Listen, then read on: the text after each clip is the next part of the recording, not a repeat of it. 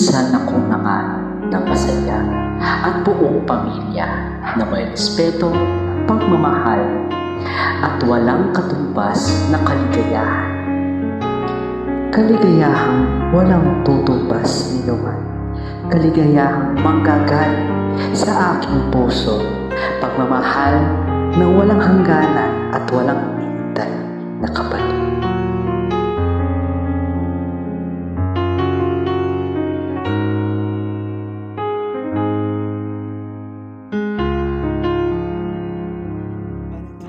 Na naman pala.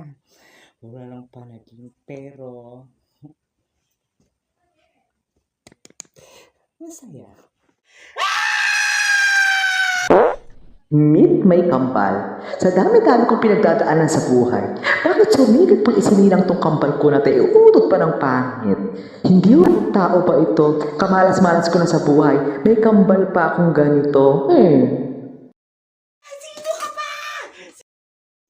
Ako si Nanoy. Siyempre, kwento ko na to. Kambal kami. Pero ako, ang tunay na maganda. Dito ka ba? Nakakatakot ka. Ka ba? Ikaw talaga nagulat. Ganda mo ah. Pangit mo ang aga-aga. Nandito ka! Nandito ka aga-aga.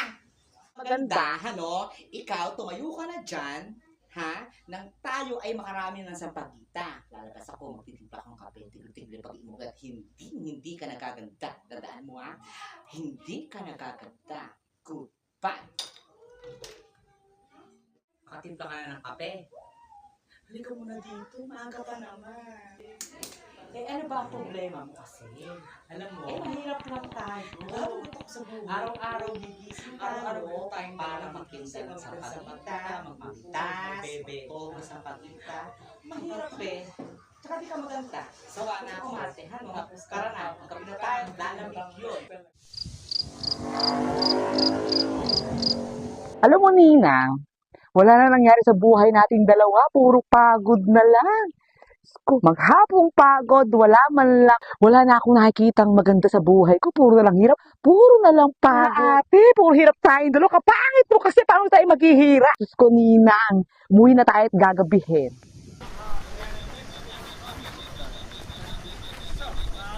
Ayan, kung hindi dahil kararating mo, di sana nakauwi tayo na maga, hindi tayo inabot ang napakadilim. Ewan kasi hindi ka lang kasi maganda, pinipilit mo pa.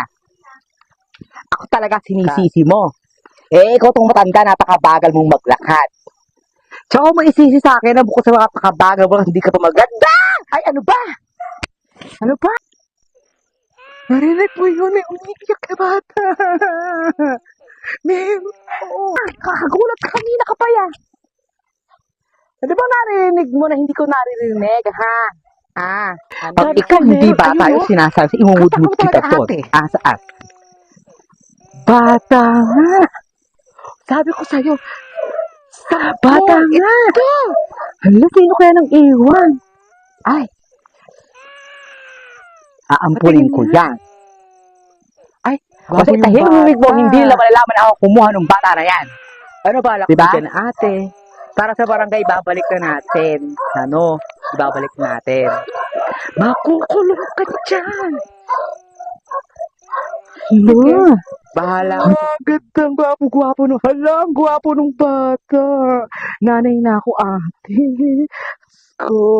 Basta itatahimik bibig mo, hindi malalaman to sa barangay, Hayaan mo na, Ninang ka na. Ikaw ba ate ay sigurado na dyan sa desisyon mo? Mahirap yan. Bukod sa pagpapadehin mo yan, paano lumaki pag-aaralan pa. Pero, andyan na. Susuporta na lang kita. Basta Ninang ako yan ha. Promise mo yan. Matindi ang pogi mo pa. Carry ko to, no? Basta, mamaling ko na lang to. Hindi gagaya sa ating dalawa. Pero, kamukha ng story natin yun, no? Hindi ba itinapon ng dito ating dalawa? Tapos napuro tayong inang. Sumalangit na ang kalwan. Pero, hindi natin papalit so talaga sa atin. Ha? Silipin mo.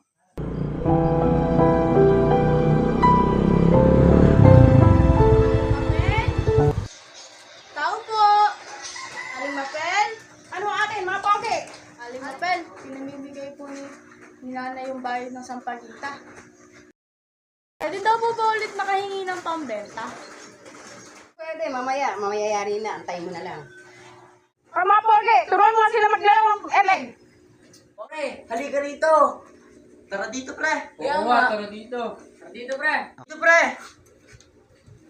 Dito na lang ako. Oo nga, tara dito. Oo, tara dito. Huwag ka na kasi mahiya. Halika dito. Sige, subukan ko. Hey, pre. Siyan nga pala. Franco. JP nga pala. Bricks. Suplado eh. Mysterious boy! Ako pinaka-pogi, ako magtuturo sa'yo. Talaga ba? Sige, ako lalaban, oh. Sige, tutok mo. Sasarguin ko. Sige, susubukan ko. Eh, di ba anak ka ng bakla? Yung nandun sa kanto, yung mukhang tiyanak? Oo, anak niya ako. Eh, di paano yun? Bakla ka din? Hindi ah! Eh, bakit bakla nanay mo? Hindi niya ako tunay na anak. Ampun niya lang ako. Eh, di magkaparehas pala kayo ni Bricks. O, teka lang pare. Awat. Wala magkakapikunan. Sige, kwento mo. Tatama ka sa akin. Sige, sasarguin ko na to. Teka lang pare. Yan, tutulungan niyo na ako. Halika kasi dito. Tumatabihan mo ako. Pala si Butchoy. Butchay! Ganito kasi yan. Tignan mo. Ino, makinig ka kasi. Ino. Hindi naman ako marunong yan eh. Wala naman ako cellphone. Kaya nga tuturuan eh. Kaya nga, pare. Nandito na po ako. Nanoy? Naibigay ko na po yung inutos niyo po sa akin. Eh, yung ninang mo, nakita mo ba? Hindi po eh. Kung saan nagpunta yung ninang mo na kanina, kayo nang painutusan kunin yung mga sampagita doon at napipitasin. Pag nakakita kasi ng lalaki, hindi na talaga uwi. Pag nakita ko yung ninang mo na yun, titirisin ko yung singit talaga ng bonggang-bongga ng matino. Tapos, ikaw saan galing naman? Doon po, kay Aling Mapel. Tapos, Nakakita po ako ng mga bagong kaibigan ko po doon. o ayan, ayan naman tayo sa bagong kaibigan. O tapos, mababarkada ka. Tapos, hindi ka napapasok, bababa grades mo, maglalakwatsa ka na lang. Hindi po ah. Mababait po sila. Siguraduhin mo sa akin, ha? Importante, makapagtapos ka ng pag-aaral at mahirap maghanap buhay ngayon, anak. Siyempre naman po. Magiging engineer po ako. Patatayo ko po kayo ng napakalaking mansyon. Napaka-sweet naman. Nakaswerte ata ako sa pagkapalaki sa iyo. Diyos ko. Magkakamansyon ako. O, halika lang dito, tulungan mo lang, buksan to. Ayan, lang mo. Kailangan natin mapakain ng gulay yun at ang tuba-taba yung utak ang hindi na lalaki, ha? Tulungan mo ko magluto, ano? Sige po, ako na po yung gagawa mamaya. Okay! Pre, saan ka punta? Pre, uwi na ako. Wala muna tayo. Oo nga. Oo nga, pre. Tama mo dito. Kaya nga. Negative ako, pre. Baka hanapin ako ni nanay. Nako, binata ka na. Hindi ka nahanapin yan. Oo nga, ano. Huwag niyong pilitin kung ayaw. Oo, hayaan mo siya. Kamusta ba yung eskwelahan mo, ha, Choy? Hindi nakatradaanan kayo, ito nung ninang mo, ginabi na kami, at nauna pa daw sa akin, pero ako rin yung naghanap na bandang huli, hindi na pala nakauwi. Kamusta yung eskwelahan mo?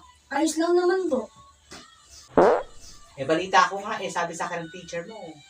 Oy, may crush. Wala po, Pinatari na lang ko. Wala po. Naku, ilubay-lubay niyo muna yung mga crush na yan. Ha? At sabi ng mga matanda nung araw, yung pag-ibig, hindi masama. Hindi masama magmahal. Wala naman nagsasabi na ang pag nagmahal ka, na umibig ka, masama. Wala nagsasabi, anak ha? Wala nagsasabi na masama yon. Pero ang pag-ibig, anak, may tamang edad. Ha? May tamang edad para umibig.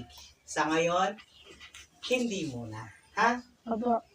Tsaka teka nga pala, maiba nga pala ano. Si Franco, familiar sa mukha ko, anak.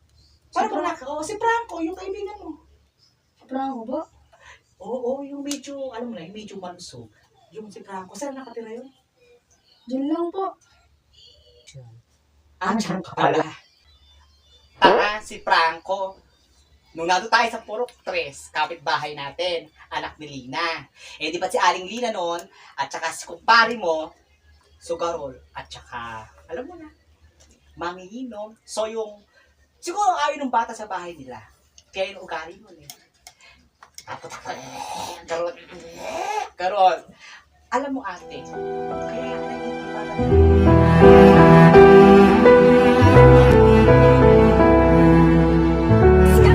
Ayoko.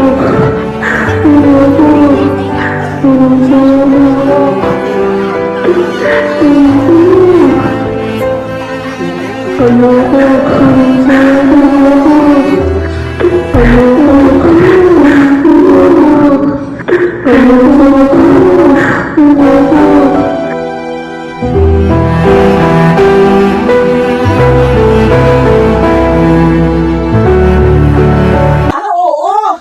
Anak, katatandaan ko na kasi nung araw, nung bago kita matagpuan, nato kami sa Purok 3.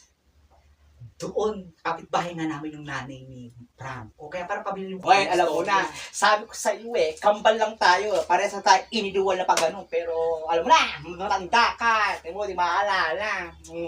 Daig ka pa.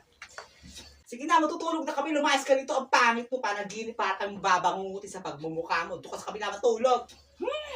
Tutulog, hindi ka nagkakata kahit matulog ka. Inaanak, patulog ka. Nang maagaw ka pa para sa pagmumukha nito.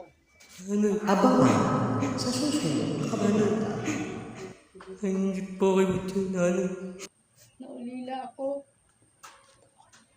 Gusto kong makilala yung mga magulang ko.